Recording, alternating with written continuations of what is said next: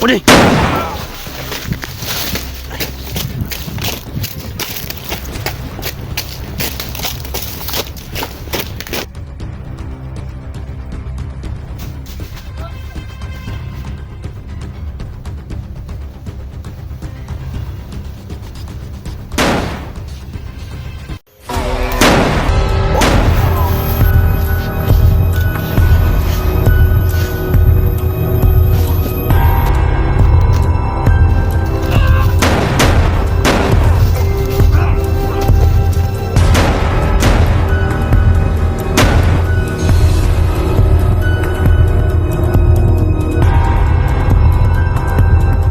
So, magandang araw sa inyong lahat mga idol.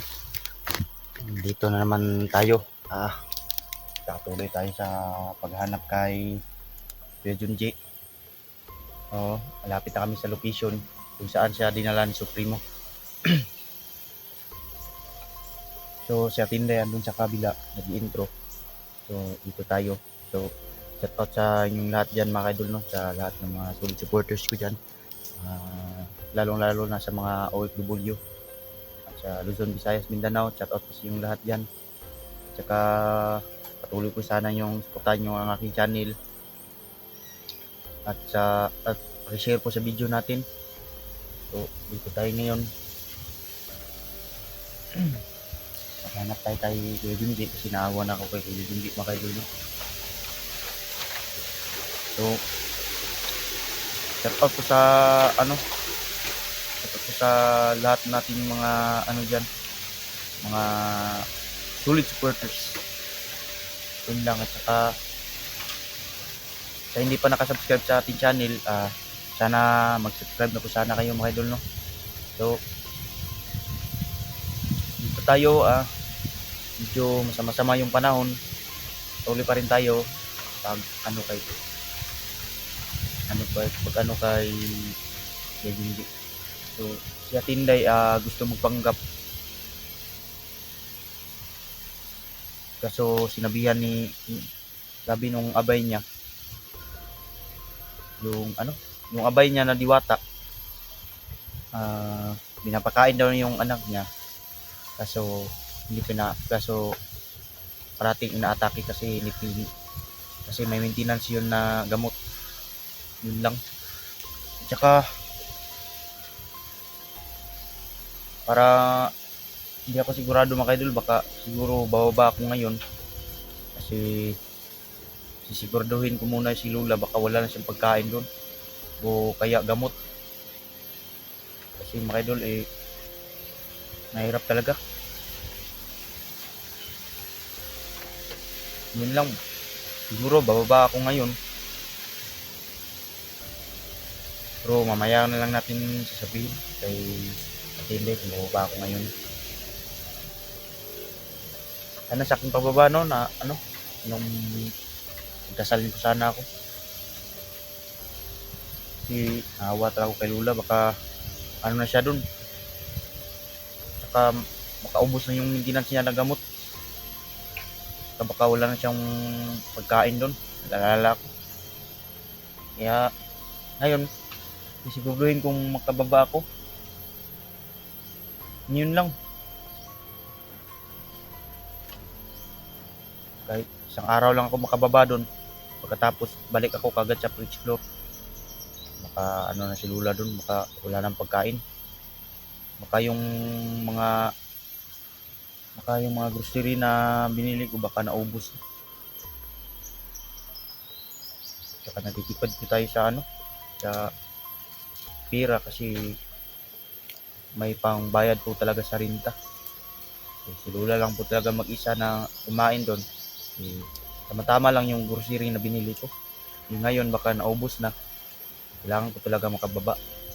Pero malalaman lang nito mamaya, sasabihin ko pa Atinday. Dating na araw makababa rin ako. Importante ngayon kasi idol, kasi si Kuya Junji nanganib talaga yung buhay.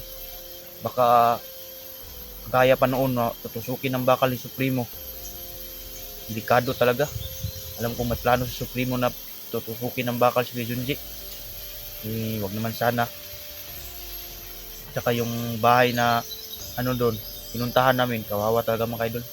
Ayop talaga ng Supremo na yan. Kasi walang awan lang binaslang mga kaidol. Grabe talaga, walang awan lang binaslang. Nakita namin kahapon, pinuntahan namin. Grabe mga kaidol, walang awa talaga binaslang mga kaidol. At yung bata mga kaidol, binaril yung liig. Kasi tatay at saka si tatay at saka yung si Lula, yung mga tao nun lahat na nakatira doon, pinatay lahat. At saka yung may hayop naman doon, pinatay din nila. Grabe talaga si Supremo, napakasama talaga. So ito na ngayon mga idol, tuloy na tayo sa paghanap. Siguraduhin natin na mahanap talaga si Junji, kasi ang hanip yung buhay mo. Yun si Linda yung idol.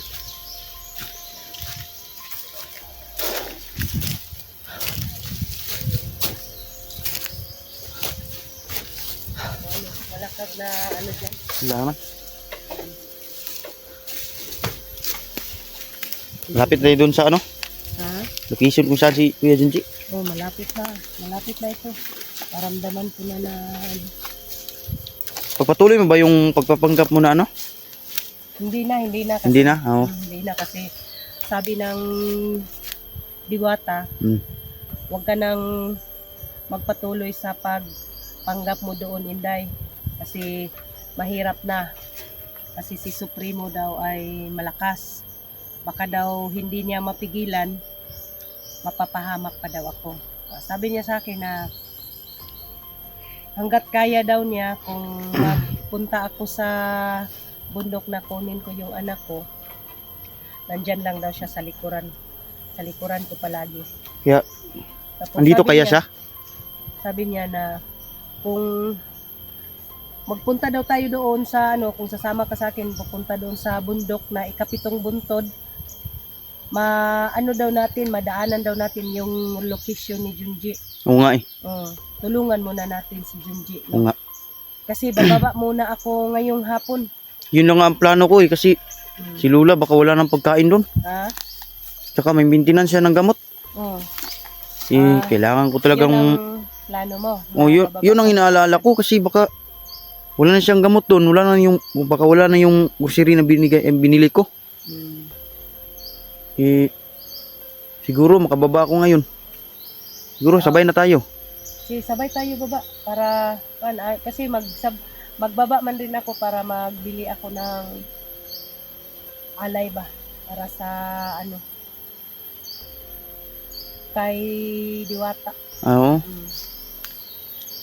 Naghingi man yun ng manok. Tayo sa paligid baka may bandido na naman dito. Biglang sumusulpot, no? Sige, yun lang ang ano natin rin, plano rin. Pagpatuloy natin ang paghahanap sa lahat ng nangangailangan, no? Siguruhin mo natin si Kuya Junji ngayon. Mamayang gabi na lang tayo lalakad, pababa. Pero hindi na tayo kumuha ng video pag bababa tayo, no? Oo nga. Baka masundan tayo. Hindi tayo mamonitor ni Supremo. Pasante talaga yung ano, nandito na naman lang tayo, malapit tayo sa location. Salubungin na lang natin. Salubungin na lang natin. Baka malay natin, ligtas pa natin si Kuya Junji. Kawawa talaga. Kailangan siya ng tulong natin.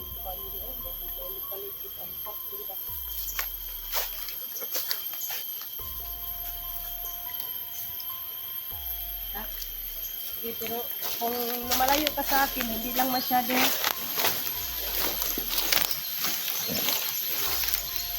Kung mas maganda kung maghiwalay tayo dun ka sa kabila, dito ako para hindi tayo mahuli ba. Okay. Kasi dekado na, malapit tayo sa location, baka makuha tayo ni Supremo. Marami para bang kalaban dito. Oo nga. So, dito ako sa kabila. Sige, ingat ka ha. Sige.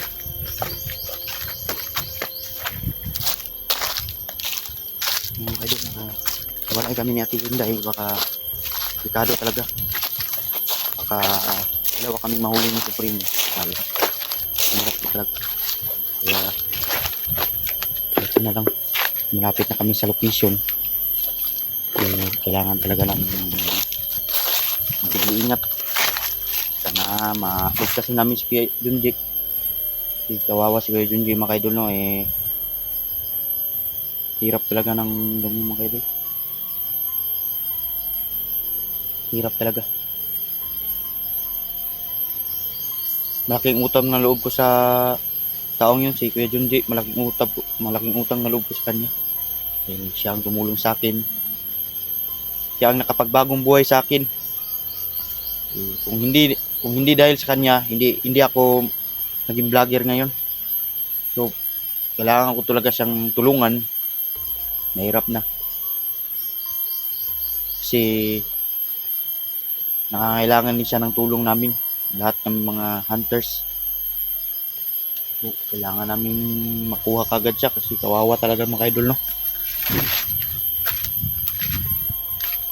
So, doon banda mga idol, andun na yung siguro yung sagingan nata.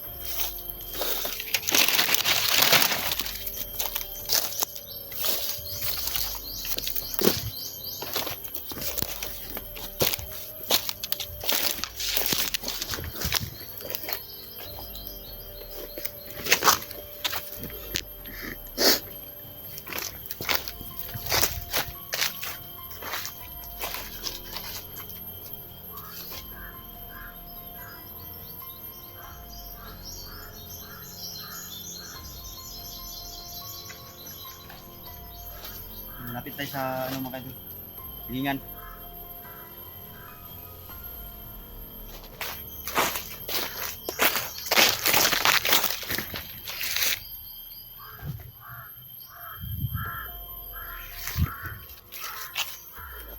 Nandiyan na yung sagingan mga idol. Banda. So, sa tinda yan. Sa kabila yun.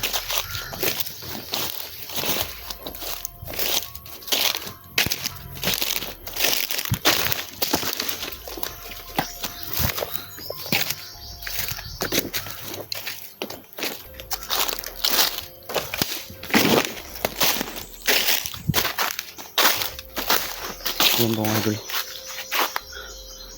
Kas, ayun na po yung sagingan.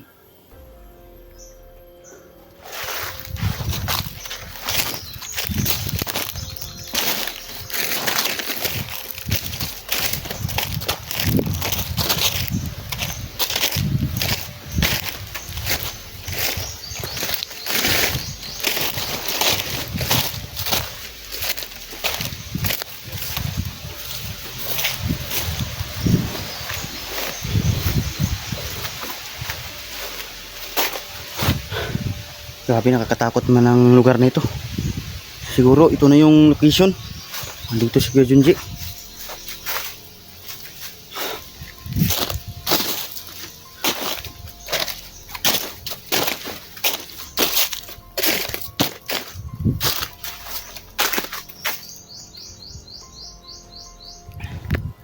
So, sindayan doon sa kabila.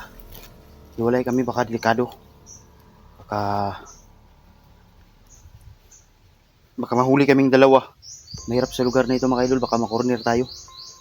Pero tama lang yung maghiwalay kami.